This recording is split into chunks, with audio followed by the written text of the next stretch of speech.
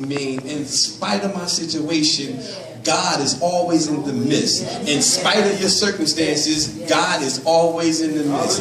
In spite of how you think your children should be living, God is in the midst. In spite of the sickness that I know you probably feel, God is in the midst. Always visualize vertically.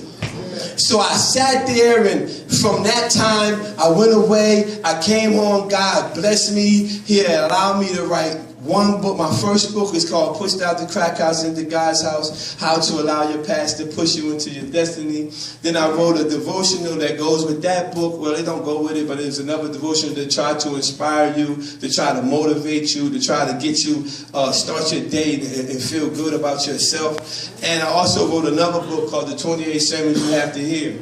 But all that came about after the fact of all the things that I did. Once I accepted Jesus as my Lord and Savior and realized that God had to do the work inside, I kept thinking that I had to stop doing some stuff before I served God. God said, man, it'll be over by the time you stop something. And I realized that I had to allow God to come into me. He came into my life and everything else came. But I always visualized vertically. I always looked to God. I always draw near to God. I always thought about God. Even though I didn't have the personal relationship that I wanted, I never took my eyes off God. Now, I'm going to read something from, this is out of the workbook. I'm going to read something that's been in my spirit too. It says, always live off of your vision and never live off of your sight.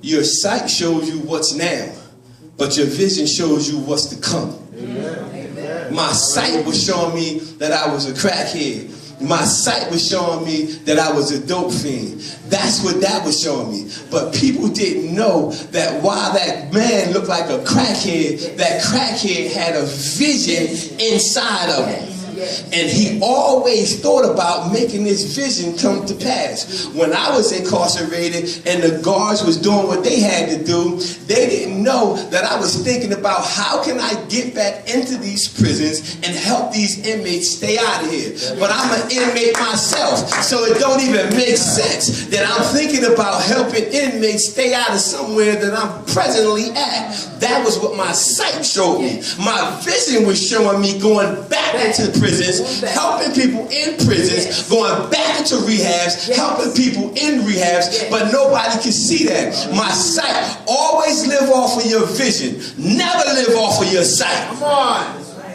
Never. A vision. The bishop who has this ministry didn't just allow it to happen. He had a vision. Yes, he did. Yes, he did. It don't just appear. Always have a vision. When I sat on that corner, even though I was addicted to those drugs, I always seen myself owning my own home. I always seen myself having my own company. I always seen myself doing certain things. I always had a vision. And what happens with the Department of Corrections, let me testify real quick.